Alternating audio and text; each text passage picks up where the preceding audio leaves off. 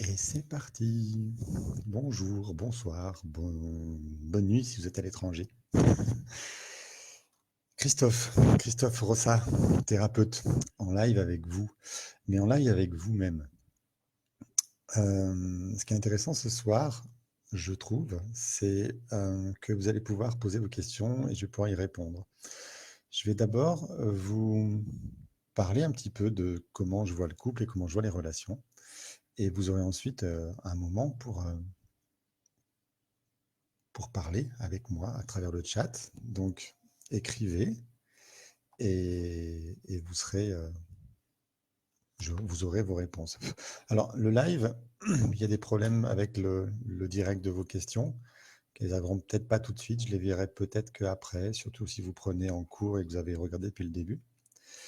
Je viens vous parler du couple et des difficultés de couple. Le couple, on y rêve tous. On rêve tous d'avoir quelqu'un qui nous corresponde, comme j'ai encore entendu cet après-midi au cabinet.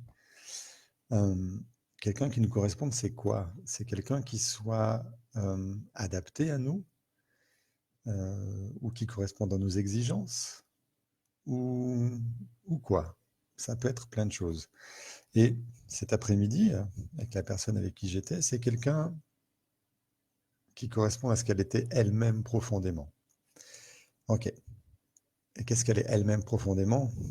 Eh bien, c'est un peu ça le problème, c'est qu'elle ne savait pas qui elle était elle-même profondément. Donc, on a commencé à approcher le sujet pour s'apercevoir que le couple qu'elle avait vécu pendant 27 ans, euh, c'était pas elle. C'était pas quelqu'un qui lui correspondait à elle, mais quelqu'un qui correspondait à ses blessures, à ce qu'elle avait gardé comme blessure. Et justement, l'idée de cette vidéo, c'est de vous ouvrir de nouvelles portes. J'ai fait un article là-dessus. Je ne vais pas vous le lire parce que vous pourrez le lire vous-même, mais je vais piocher des idées dedans. Bonjour Caroline. Euh, je viens vous ouvrir des portes qui, je pense, je suis quasiment sûr, vous ont jamais été ouvertes. C'est-à-dire que ces portes-là, elles sont masquées, elles sont cachées par des tas et des tas de choses, et on ne les voit jamais. Et il n'y a que quand quelqu'un nous montre qu'il y a des portes là derrière qu'on peut les ouvrir et explorer ce qui se passe. Et l'idée, c'est ça ce soir, c'est vous ouvrir ces portes, vous montrer où elles sont, et ce sera à vous d'explorer ce qu'il y a derrière. Mais c'est important pour moi parce que les relations pour moi sont importantes. Les relations affectives sont importantes. Sans relation affective, biologiquement, il n'y a pas de reproduction. On est d'accord que il peut se passer des choses qui ne sont pas dans des relations affectives pour se reproduire, c'est mécanique, mais l'espèce humaine a cette particularité, c'est qu'elle est douée d'émotions et de sentiments, et qu'on n'est pas là que dans notre système archaïque de survie de l'espèce comme sont les animaux, qui se reproduisent, qui suivent leur cycle. Non, on fait rentrer tout un tas d'émotions et de sentiments dedans. Et ces problèmes, c'est que ces sentiments, nos émotions, nous font mal, nous freinent, nous empêchent de vivre, nous empêchent d'être nous, aussi bizarre que ça puisse paraître, parce qu'elles viennent révéler des blessures. Je vais revenir sur les blessures. Euh, Souvent en couple, il y a des choses qui se passent mal. On s'entend pas. Lui, il est comme ça, comme ça, comme ça. Elle veut ça, ça, ça, et je sais pas faire. Ou l'inverse. Elle est comme ça, et lui, il veut ça, et je sais pas faire. Ces problèmes relationnels, ils peuvent avoir plusieurs noms dans le couple ou hors du couple, puisque c'est toujours de relations dont on parle. Les problèmes relationnels, c'est souvent la dépendance affective. On s'aperçoit pas souvent qu'on est en dépendance affective. Ça peut être la solitude. Je suis seul, je suis très bien, toute seule ou tout seul dans ma vie, et je veux surtout pas d'homme, surtout pas de femme, parce que je suis très bien. Et quelqu'un qui me dit ça, d'emblée, je dis, mais archaïquement, on n'est pas fait pour vivre seul. On est des êtres sociaux. Ces êtres sociaux qu'on est ont besoin de la relation avec l'autre. Ils ont besoin de la relation avec l'autre pour exprimer leurs sentiments, pour partager leur plaisir ou leur douleur, parce que la relation, c'est aussi partager le plus difficile et avoir du soutien de l'autre. Quand on est enfant, on est par définition tout seul. Le petit bébé, il est tout seul, il a besoin vital de ses parents. Et ce besoin vital de ses parents, il va l'avoir toute sa vie si ses parents ne vont pas remplir ses besoins vitaux. Comment ses parents font pour ne pas remplir ses besoins vitaux? Il y a 10 000 possibilités. Être parent, c'est un grand travail, une grande responsabilité. En fait, c'est un contrat qu'on signe en tant que parent. On signe ce contrat avec nos enfants. Nos enfants nous demandent d'assurer, comme des bêtes, nous demandent d'assurer pour être les meilleurs parents du monde, parce qu'eux ont besoin des meilleurs parents du monde pour grandir. Et ces parents qu'on est devenus avec nos enfants qui sont là, eh ben on ne sait pas comment ça doit marcher. Ou plutôt on sait, on a appris avec nos parents, quand on en a eu, parce que des fois on n'a même pas eu de parents. Et là on est encore dans un autre sujet. Mais les parents qu'on a eus nous ont appris des choses par leur comportement. Et le plus facile pour nous, qui avons vécu ça depuis tout petit, c'est de répéter ces comportements. Alors tant que c'est pas de la violence, tant que c'est pas trop compliqué, c'est une bonne chose, c'est comme ça qu'on doit faire. Comme toutes les espèces, on apprend du comportement de nos parents. Okay. Puis des fois, ça va pas. Et des fois, ça coince avec nos enfants. Je pense en particulier aux familles recomposées où on a deux parents qui ont eu des éducations différentes et qui ont eu des parents qui ont donné des choses différentes.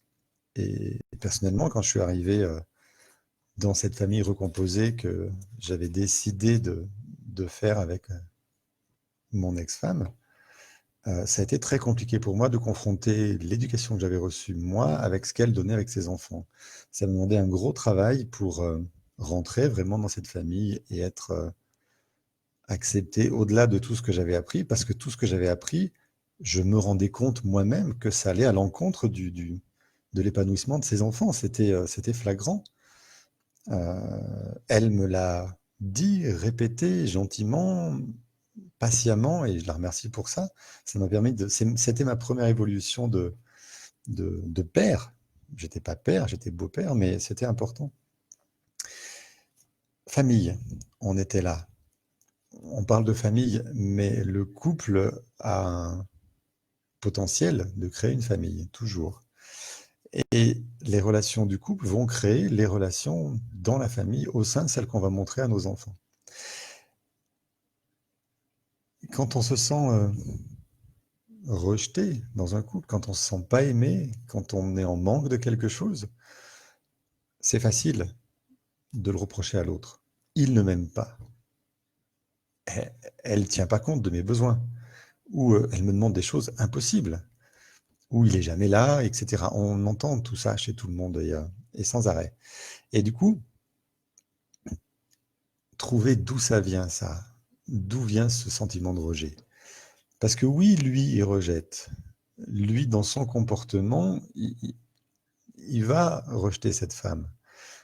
Mais a priori, il l'aime, il l'a choisie. Donc pourquoi il la rejette? Pourquoi elle se sent rejetée plutôt? Parce qu'elle est là la différence. La première porte à ouvrir, c'est la porte de la responsabilité de vos ressentis. Il ne me considère pas. Peut-être que c'est vrai dans la réalité réelle. Mais surtout, ce qui fait mal, c'est je ne me sens pas considéré. Ok. Parce que des fois, quand je lui dis il ne me considère pas, tu ne me considères pas, il va répondre ben si, je fais tout ce que je peux faire pour toi. Je suis là, je suis présent, je t'achète des cadeaux, je t'emmène en voyage. Oui, mais ça fait pas tout ça, je me sens pas considéré. Ah, ben là, du coup, il y a un problème. Il y a un problème chez celle, ça viendra dans l'autre sens tout à l'heure, hein, il aura aussi des problèmes. Il y a un problème chez celle qui ne se sent pas considérée. Quand elle ne se sent pas considérée, c'est sa blessure de ne pas avoir été considérée. Sa blessure de ne pas avoir été considérée avant, dans le passé, qui est révélée par cet homme-là, de qui elle attend de la considération. C'est normal, elle l'a choisi pour être en couple avec lui, elle doit le considérer. Il doit la considérer, c'est juste logique. Mais il ne la considère pas, ou en tout cas pas assez, elle ne se sent pas considérée. Bref, ça coince. La première porte à ouvrir dans ces cas-là, c'est quelle est l'ancienne histoire où je n'ai pas été considéré qui m'est ramenée par cet homme. Parce qu'en fait, si je ressens cette non-considération de sa part,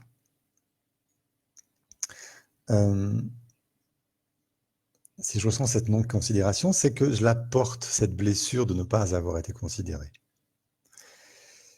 Ouais. La vie, elle est comme ça. C'est ce que j'ai compris en travaillant avec les gens et en travaillant avant les gens, en travaillant sur moi-même. La vie va nous rapporter sans arrêt les problèmes qu'on n'a pas réglés, parce que la vie, elle veut qu'on évolue, elle veut qu'on dépasse ça. La vie, elle veut que cette femme sorte de son problème de ne pas avoir été considérée. Et plutôt que la protéger en lui donnant un homme qui va la considérer magnifiquement, ben elle lui fait choisir, plus exactement, un homme qui ne va pas la considérer. Comme ça va la renvoyer à sa propre blessure de « je ne suis pas considéré ». Parce qu'il n'y a que dans ce cas-là qu'elle va avoir à nouveau l'occasion d'explorer cette blessure. Si elle est avec un homme qui la considère, elle n'aura jamais l'occasion de réexplorer cette blessure-là, donc de la changer. Je me sens abandonné par cette femme, alors qu'elle est là, présente, mais je me sens abandonné. Pourquoi ? Pourquoi je me sens abandonné alors qu'elle est là et présente? Pourquoi j'ai cette sensation-là dont je ne sais pas d'où elle vient? Ben parce que j'ai en moi la blessure de l'abandon. J'ai déjà été abandonné, et cette femme, dans son comportement involontairement, va créer un rallumage de cette blessure d'abandon. Mais ça me donne une autre occasion de travailler cette blessure d'abandon. Si elle ne vient jamais me chercher sur cette blessure d'abandon, jamais je ne pourrai comprendre à quel point j'étais abandonné et à quel point ça pourrit ma vie aujourd'hui. Parce que ça pourrit ma vie aujourd'hui, hein, cette blessure d'abandon. Ça veut dire que l'autre doit toujours être là pour moi, toujours. Jamais il a sa vie, ses plaisirs, ses loisirs, parce que sinon je me sens abandonné. Jamais je la laisse sortir avec ses copines, j'ai l'impression qu'elle m'abandonne. Et je veux pas qu'elle soit en prison, je l'aime, mais quand elle n'est pas là, je me sens abandonné. Ben voilà, ça c'est une blessure d'abandon d'avant. D'avant quand? De plein de moments avant, mais de certains en particulier. Lola, donc quand le comportement de l'autre change, ça ne vient pas forcément de lui. Quand le comportement de l'autre change, ce n'est pas forcément de lui. Ça peut venir de plein de choses si le comportement de l'autre change. Mais globalement, si vous avancez sur vos blessures, je travaille mes blessures d'abandon. Je vais voir un thérapeute qui sait gérer ça, qui me fait travailler avec les bons outils cette blessure d'abandon. Je répare cette blessure d'abandon en y mettant un petit peu d'amour, en fait, c'est l'ingrédient magique. Je répare cette blessure d'abandon, et ben, quand elle sortira avec ses copines, je me sentirai plus abandonné. Ça aura disparu de moi. Et pourtant, elle agira de la même façon, en me disant les mêmes mots en partant. À tout à l'heure, mon cœur, je reviens, je vais voir mes copines.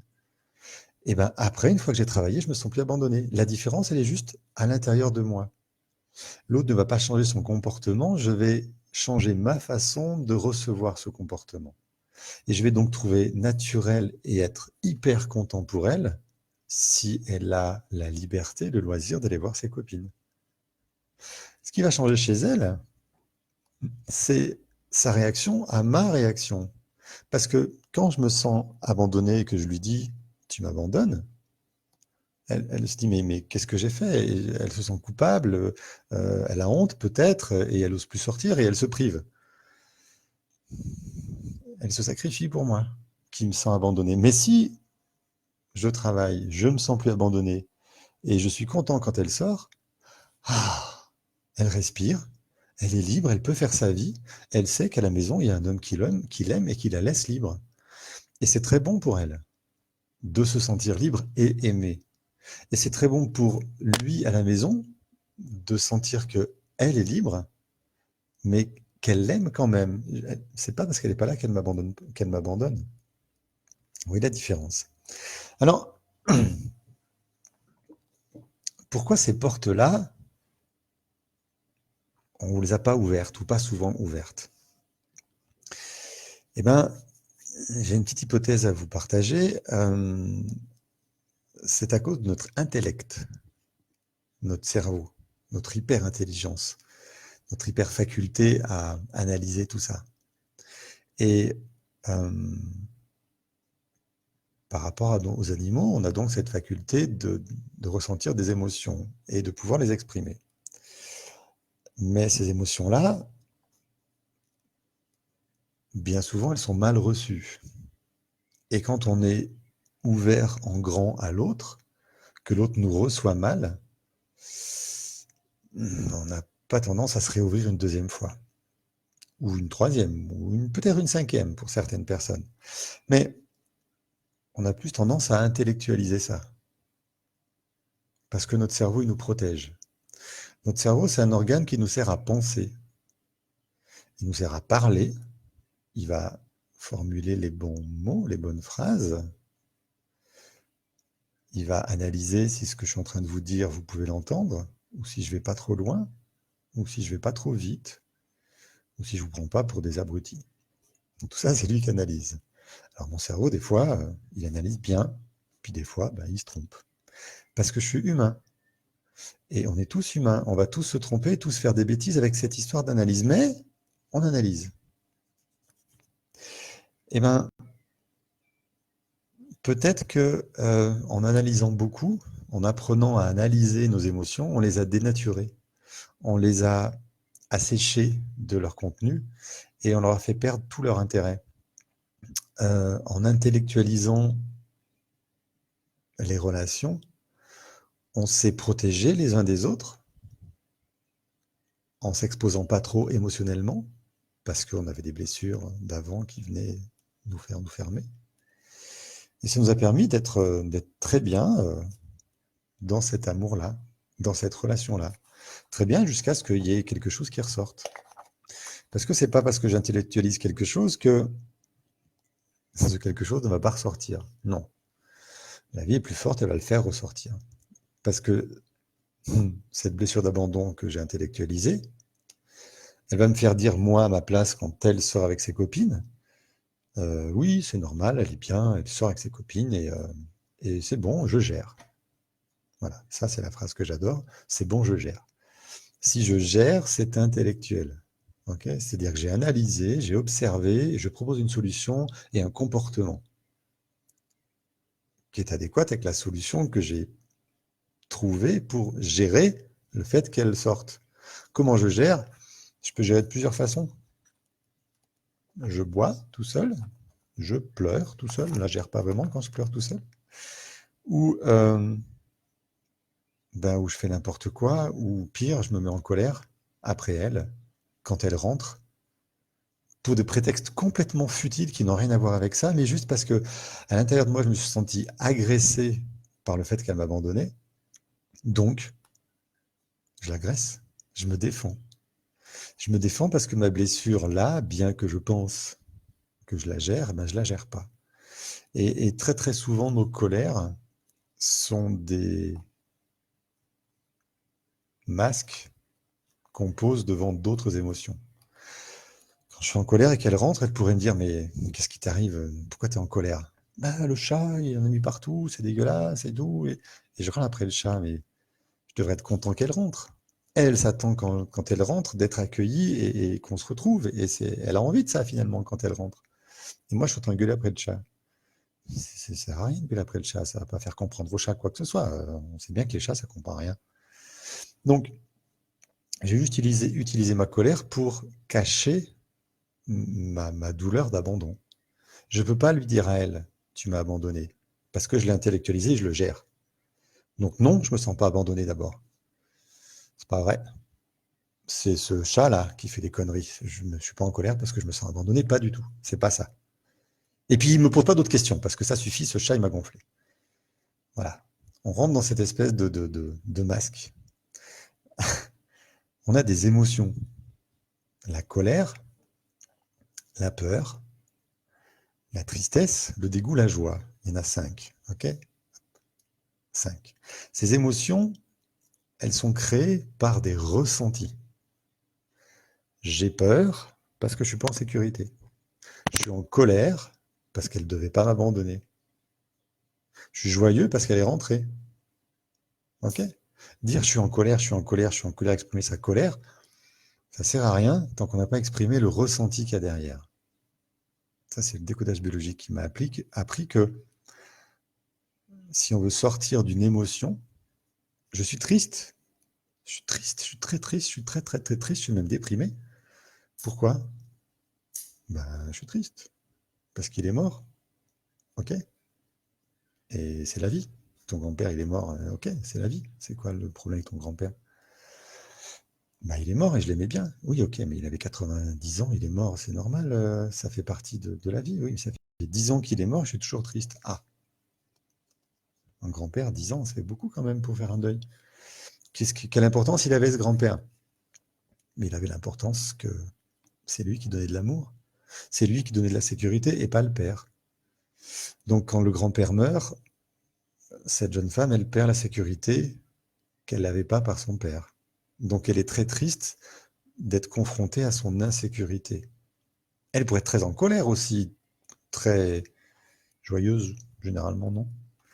Euh, mais voilà, les masques qu'on met, colère, peur, tristesse, c'est juste parce qu'on a ressenti quelque chose derrière. Et du coup, dans le couple, quand l'autre vient appuyer sur quelque chose, que ça nous fout en colère,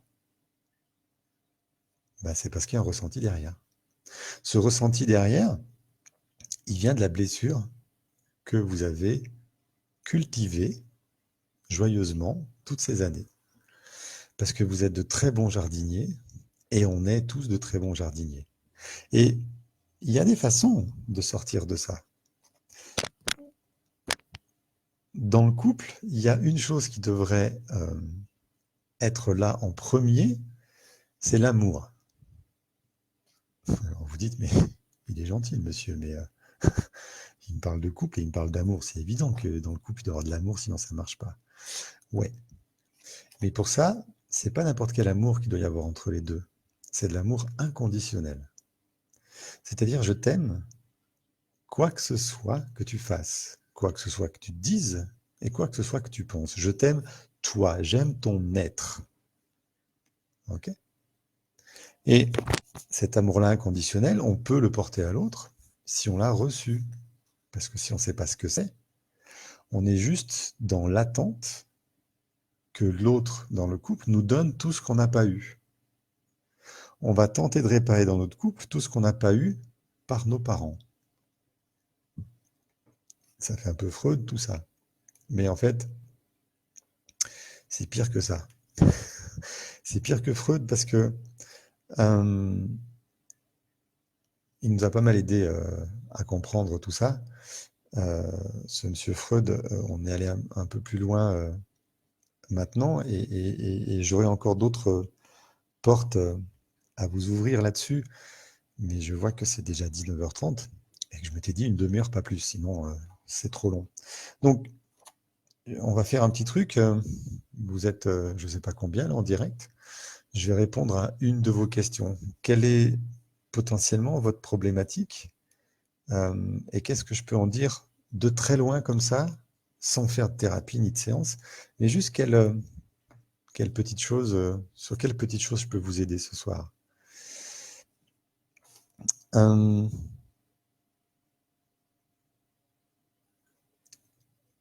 Rose, bien sûr, de la même façon, on travaille de la même façon, même si nous sommes chacun différents. Très bien.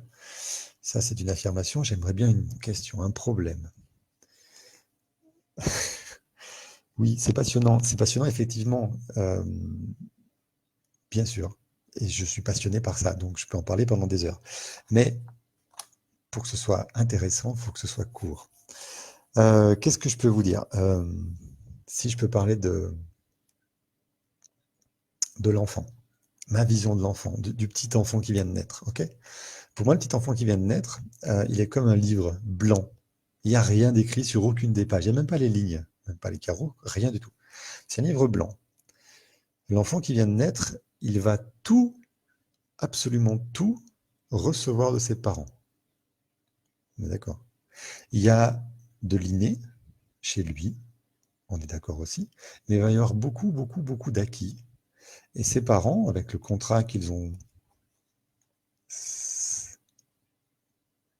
soi-disant signé, ou qu'ils auraient dû signer avec cet enfant, doivent être les meilleurs parents du monde pour cet enfant-là. Ok. Cet enfant va apprendre comment qu'il est, qu'il a une valeur. En fait, cet enfant, il a deux valeurs. En tout cas, il voudrait avoir deux valeurs. Je ne sais pas s'il va les avoir, le pauvre, mais il a deux valeurs au départ. Il a besoin de deux valeurs. La valeur de ce qu'il est, on m'aime pour ce que je suis. Et c'est la première, primordiale, celle qu'on va retrouver dans tous les problèmes de couple, globalement le plus souvent. Je suis comme ça et ça lui plaît pas. Ben, ouais. Cet enfant,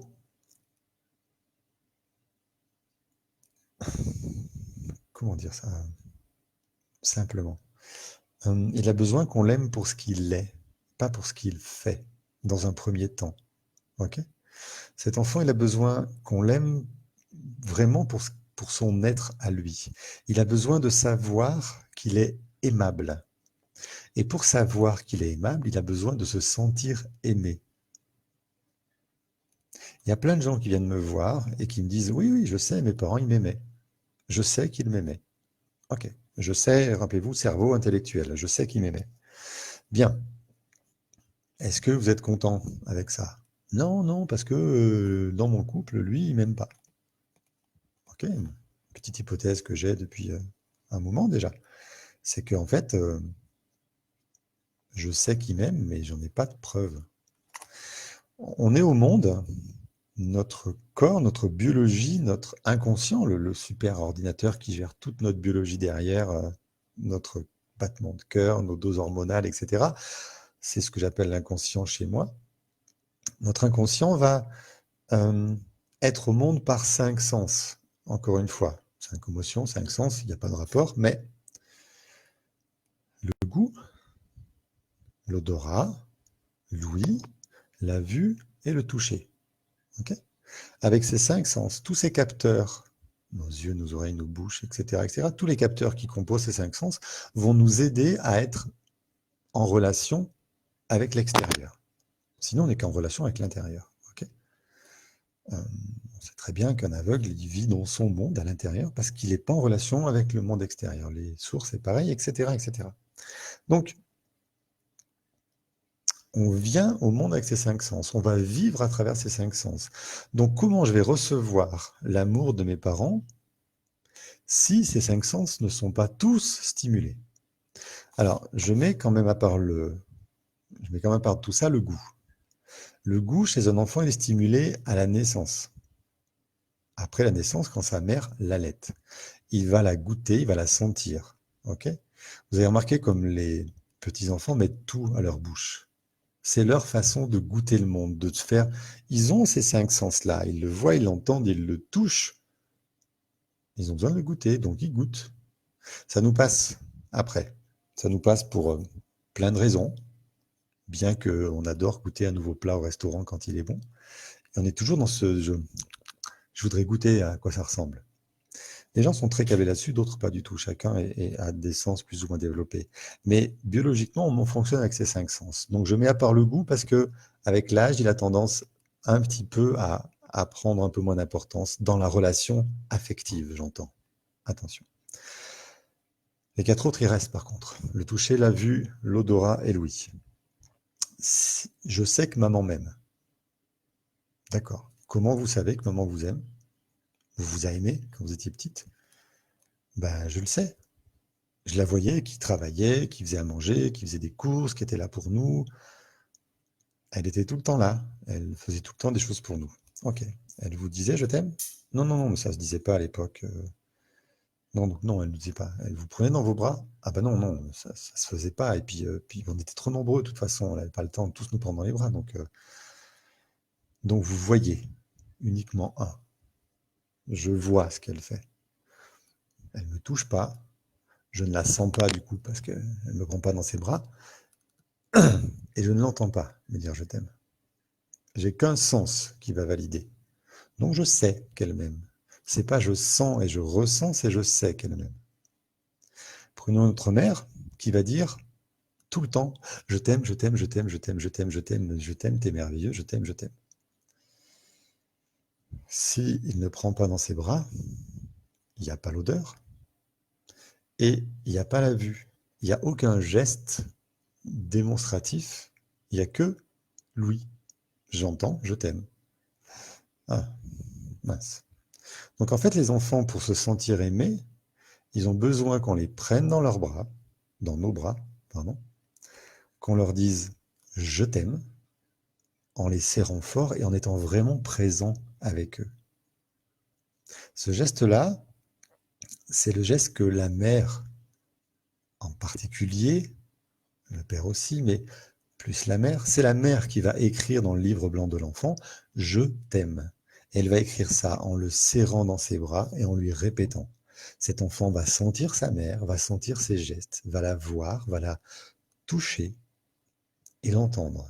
Et là, les 4 sens sont complets, le 5e est déjà complet depuis un moment, les 4 sens sont complets, et du coup, je ressens l'amour de ma mère. Ça, c'est OK. Mais je sais, ça marche pas.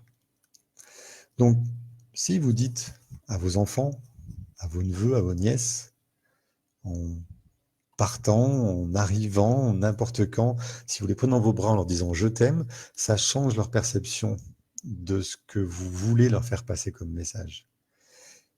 Et j'ai vu ça très souvent et je le vois encore.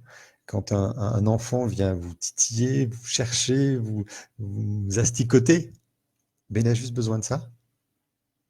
Essayez.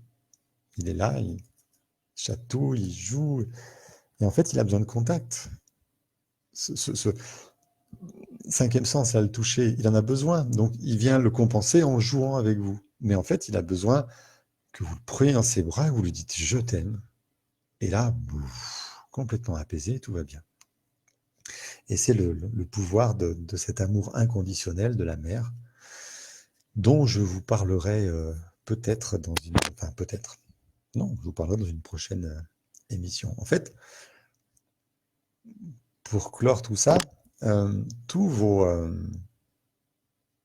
toutes vos problématiques de couple, d'après l'expérience que j'ai, d'après les travaux que j'ai faits avec des tas et des tas de gens, les stages, les ateliers, etc., vient euh, de vos blessures, de vos blessures qui ont été créées par les défaillances de vos parents. Ok?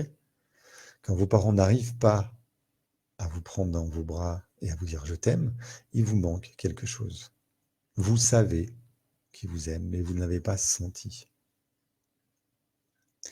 Les deux peuvent prendre dans les bras papa et maman et dire je t'aime, et ça fait du bien à tout le monde. C'est notre première valeur qu'on va acquérir, c'est la valeur d'être aimable. Je me suis senti aimé, je sais que j'ai cette potentialité d'être aimable, donc je n'ai pas peur de ne pas être aimé. J'ai appris que je pouvais être aimé. C'est biologiquement ancré en moi. J'ai eu la preuve, je l'ai senti, donc c'est acquis. Je n'ai plus besoin d'aller chercher des preuves d'amour sans arrêt, sans arrêt, sans arrêt. J'ai plus besoin que cet homme m'offre des tas et des tas et des tas de cadeaux. Non, j'ai moi-même la valeur d'être aimable. Première valeur. La deuxième valeur, elle est donnée par le Père. C'est la valeur de la valeur sociale, j'ai envie de dire. Euh, mais je voudrais pas en faire trop. Je voudrais en garder pour la suite. Ça fait 34 minutes, j'avais dit 30, j'ai débordé. Euh, pour terminer euh, Tant que vous ne vous êtes pas senti aimé, vous allez chercher, réclamer, consciemment ou inconsciemment, d'être aimé par votre partenaire, femme ou homme, peu importe. Parce que c'est lui, là, qui va vous proposer une deuxième chance de vous sentir aimé, une deuxième ou troisième ou quatrième, parce qu'il y a peut-être plein de gens qui sont passés dans votre vie avant qui auraient pu faire ça. Ceux qui auraient dû le faire en premier, ce sont vos parents. Et quand vous reconnecterez à cet amour-là, pas celui de vos parents réels, parce que bon, s'ils ont été incapables, ils sont incapables et ils resteront incapables, a priori, sauf s'ils font un gros travail sur eux, s'ils veulent vraiment changer leur comportement. J'ai déjà vu ça, hein, de toute façon, j'ai déjà eu des gens qui étaient parents, qui sont venus dans le stage et qui ont donc changé leur comportement et qui potentiellement, avec leurs enfants, ont aussi changé. Et du coup, on a amélioré la relation parent-enfant par ce biais-là. Même si la porte d'entrée, c'est le couple. Rappelez-vous, on va chercher chez l'autre ce qu'on n'a pas eu. Je ne me sens pas considéré, ok. Par qui je n'ai pas été considéré. Mais ça, c'est juste prendre conscience. Après, bien sûr, il faut des outils et du travail et des choses pour gagner cette considération. Ça, c'est un autre sujet. Donc, ce que je vous propose, c'est de vous retrouver là, tous les lundis, à 19h, pour faire un petit apéritif en live avec vous-même. Ce sera le titre de la série. Ça va rester bien sûr sur ma page Facebook. Ça pourrait être vu toute la semaine. Mais je vais l'accompagner pour la prochaine fois d'un sondage. Je vais vous demander quel sujet vous aimeriez voir abordé là, dans ce live. Je suis désolé, je n'ai pas eu de questions à répondre ce soir. Les gens m'ont écouté, c'est très bien. Mais j'aimerais bien qu'on me pose des questions. Donc, dans le live que je vais proposer toutes les semaines, il y aura peut-être une pause sur fin août, peut-être. Je vous dirai ça au fur et à mesure. Chaque semaine, il y aura un sondage que vous allez vous-même alimenter. C'est-à-dire, moi, je vote pour qu'on parle un peu du deuil, ou moi, je vote pour qu'on parle de l'eczéma, parce que je suis coincé là-dedans et ça sort pas, ou moi, je vote pour qu'on parle du rôle du père, ou du rôle des grands-parents, ou de n'importe quoi. C'est complètement libre et ouvert. Je sélectionnerai ceux qui a le plus de votes. Donc, plus vite vous posez vos votes, plus vite vous aurez des chances que des gens adhèrent à votre idée, et plus vite vous aurez des chances que votre sujet soit tiré au sort. Et chaque semaine, il y aura un nouveau tirage au sort, parce que dans ce que je vais dire, je vais apporter des réponses des fois à plusieurs sujets, et donc je reposerai un sondage tous les lundis soirs pour le lundi suivant.